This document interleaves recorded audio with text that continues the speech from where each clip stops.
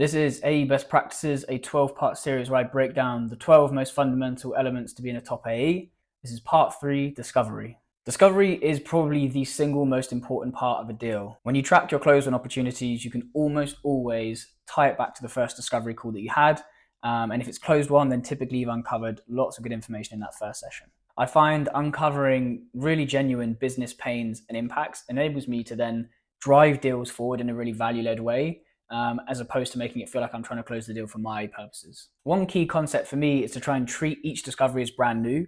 I found that after maybe 6 to 12 months of being in the AE role, I'd had a bit of success, but I was finding myself falling into the same patterns and kind of applying the same cookie cutter approach to each discovery. Whereas if you go into each call with genuine curiosity and treat each conversation as brand new, I find the outcomes are much more successful. The key framework that I use when I'm discovering is open, probe, confirm, kind of like a questioning technique that enables me to understand particular topics, but then really drill down deeper and then demonstrate to the prospect that I've understood them. And one final key concept is to avoid prescribing or selling during the discovery. Really treat the discovery as just a discovery and don't prescribe until you've fully understood the landscape. So going into the discovery, obviously it will start with a bit of rapport building at the start. What I always try and do is avoid really conventional rapport building stuff like the day of the week or the weather. Whereas if you can go into the call and say something really unique about something you've noticed about them or something that's happened to you or something that's really topical that day, it kind of gets people engaged and gets them alert and makes them really involved in the conversation early on, which I find really helps the discoveries. Then kicking the conversation off with nice open-ended questions that are going to direct the conversation in a way that can be really productive. You don't want something that's too broad, like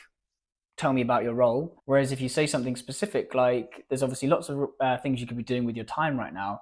Why was now a good time to carve out half an hour to speak with us? It's open-ended, but enables people to get straight to the reason why you're having a conversation and why that might be important. Great open-ended questions will enable your prospects to start speaking for 30 seconds to several minutes. And that's where I'm trying to active listen to identify what's going to be the most productive areas to then probe into. Hopefully they'll have alluded to a couple of key challenges and pains, and that's where I'll go into some probing questions. It's all about drilling down, getting to those level 2, level 3 pains to understand the real context behind why the surface level challenges are occurring. Once I've spent a couple of minutes or maybe a few minutes on a particular topic, I'll then aim to confirm back to them what I've understood of that situation, a nice succinct kind of summary of the challenge, the pain, and the knock-on effect of all those things, and then swiftly moving on to another area so that I can try and then make the most of the time that I've got with the prospect on the call. I've used various frameworks to structure my discoveries, whether it's Spiced or MedPick, to kind of keep that in the back of my mind to structure my questions and try and uncover certain key areas as I'm going through things. But at the moment, I'm really just trying to think about business problem. What's the business pain? Yes, okay, maybe the individual might have a problem, but why would their boss care? Why would the CEO care?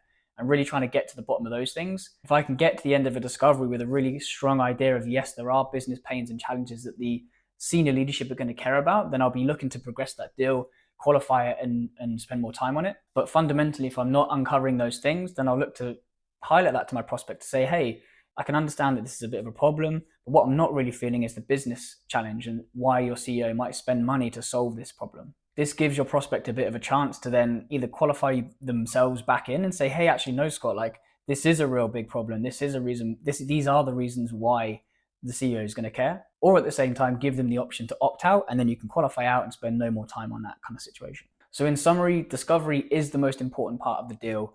Any closed-won opportunity, you can tie it back to that initial first discovery and the pains and the challenges that you uncovered. I find using the open, probe, confirm questioning technique really useful for drilling down and getting secondary and tertiary level pains. And once I've uncovered those really strong business level pains and impacts of those pains, it enables me to then drive the deal forward in a value-led way so that if deals come off the boil or if timelines become unclear later in the sales cycle, I can tie back to them and say, hey guys, like you told me that these were a real high priority, what's changed? Feel free to connect with me on LinkedIn for part 4, which is going to be on booking next steps.